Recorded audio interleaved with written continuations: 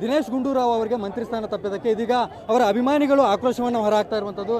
ಎಲ್ಲರೂ ಕೂಡ ಅವರ ಒಂದು ಪ್ಲೇಕಾರ್ಡನ್ನು ಹಿಡ್ಕೊಂಡು ಬಂದುಬಿಟ್ಟು ಏನು ಕರ್ನಾಟಕ ಏನು KPCC ಕಚೇರಿ ಇದೆ ಅದರ ಮುಂದೆ ಎಲ್ಲ ಕೂಡ ಜಮಾವಣೆಗೊಂಡು ಆಕ್ರೋಶವನ್ನು ಹೊರಹಾಕ್ತಾ ಇರುವಂಥದ್ದು.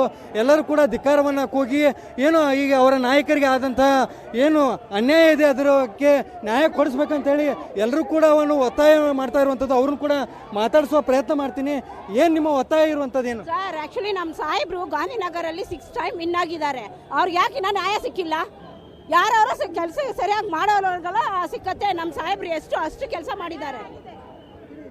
ಅವರು CM ಮಗ ಸರ್ 6 ಸಾರಿ ಗೆಲುವಾಗಿದ್ದಾರೆ. ಇಡೀ ಗಾಂಧಿನಗರ ಬಂದು ಕೇಳಿ ಗಲ್ಲಿಗೂ ಅವ್ರು ಎಷ್ಟು ಕೆಲಸ ಮಾಡಿದ್ದಾರೆ. ಒಬ್ರಿಗೂ ಒಂದು ಕೊರತೆ ಮಾಡಿಲ್ಲ. ರೋಡ್ ಆಗಲಿ, ಸ್ಕೂಲ್ಗಾಗಲಿ, ಬುಕ್ಸ್ ಆಗಲಿ, ಹೆಲ್ತ್ ಇಶ್ಯೂಸ್ ಆಗಲಿ, ಫುಡ್ ಮಿನಿಸ್ಟರ್ ಆದಾಗಲೂ ಎಷ್ಟು ಕೆಲಸ ಮಾಡಿದ್ದಾರೆ. ಹೆಲ್ತ್ ಆಗಿ ಮಿನಿಸ್ಟರ್ ಆದಾಗಲೂ ಎಷ್ಟು ಮಾಡಿದ್ದಾರೆ. ಇಷ್ಟು ವರ್ಷ ನಾವೆಲ್ಲ ಅವರಿಗೋಸ್ಕರ ನಾವು ಮಾಡ್ತಾ ಇದ್ದೀವಿ.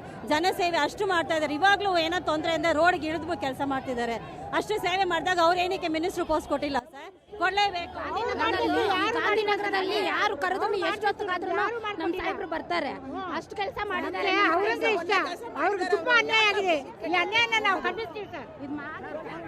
ಇಷ್ಟು ವರ್ಷ ಗಾಂಧಿನಗರಲ್ಲಿ 6 ಬಾರಿ ಗೆಲ್ಲಿದ್ದಾರೆ. ನಮಗೂ ಒಂದು ನ್ಯಾಯ ಇಷ್ಟು ವರ್ಷ ಕೊಡ್ತಾರೆ, ಮಿನಿಸ್ಟರ್ ಆಗ್ತಾರೆ ಅಂತ ನಾವು ಕಾಯ್ತಾ ಇದ್ವಿ.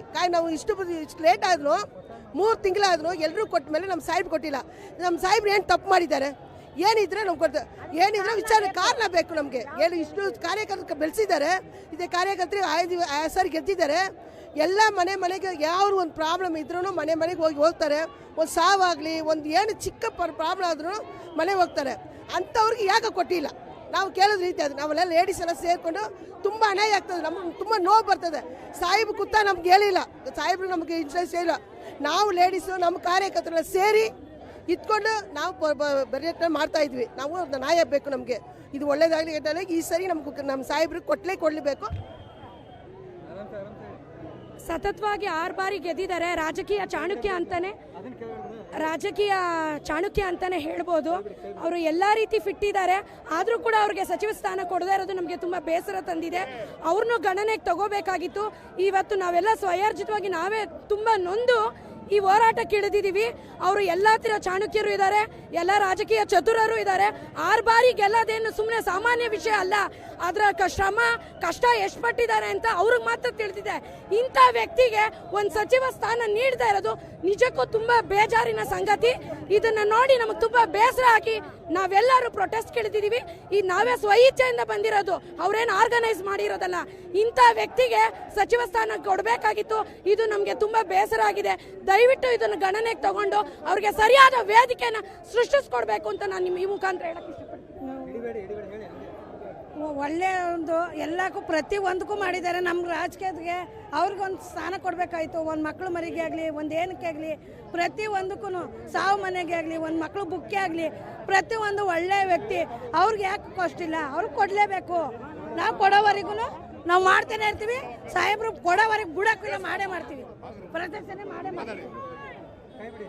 ಸರ್, ದಿನೇಶ್ ಗುಂಡೂರಾವ್ ಒಳ್ಳೆ ಕೆಲಸ ಮಾಡ್ಕೊಂಡು ಬಂದಿದ್ದಾರೆ. ಅವ್ರಿಗೆ ಪೋಸ್ಟ್ ಕೊಡಲೇಬೇಕು ಸರ್. ನಾವು ಇದಕ್ಕಾಗಿ ಪ್ರತಿಭಟನೆ ಮಾಡ್ತೀವಿ. ದಯವಿಟ್ಟು ಎಲ್ಲರಲ್ಲಿ ನಾವು ಕೇಳ್ಕೊತೀವಿ, ದಿನೇಶ್ ಗುಂಡೂರಾವ್ ಸರ್ಗೆ ಪೋಸ್ಟಿಂಗ್ ಕೊಡಲೇಬೇಕು. ಓಕೆ. ಸೊ ಸತತವಾಗಿ ಅವ್ರು ಗೆದ್ಕೊಂಡು ಬಂದಿದ್ದಾರೆ.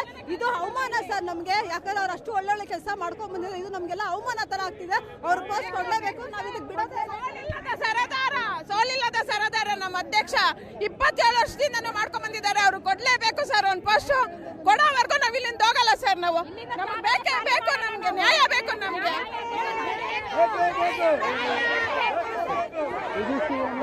ಕಾರ್ಯಕರ್ತರ ಆಗ್ರಹ ಆಗಿರುವಂಥದ್ದು. ನಮ್ಮ ನಾಯಕರಿಗೆ ಸಚಿವ ಸ್ಥಾನ ಕೊಡಲೇಬೇಕು, ಇಲ್ಲದಿದ್ದರೆ ನಾವು ಹೋರಾಟವನ್ನು ಮುಂದುವರಿಸ್ತೀವಿ ಅನ್ನುವಂಥ ಮಾತನ್ನು ಅವರು ಹೇಳ್ತಾ ಇರುವಂಥದ್ದು. ಕ್ಯಾಮ್ರಾ ಪರ್ಸನ್ ರುದ್ರೇಶ್ ಜೊತೆ ಪ್ರವೀಣ್ ಜಮಖಂಡಿ, ಏಷ್ಯಾನೆಟ್ ಸುವರ್ಣ ನ್ಯೂಸ್, ಬೆಂಗಳೂರು.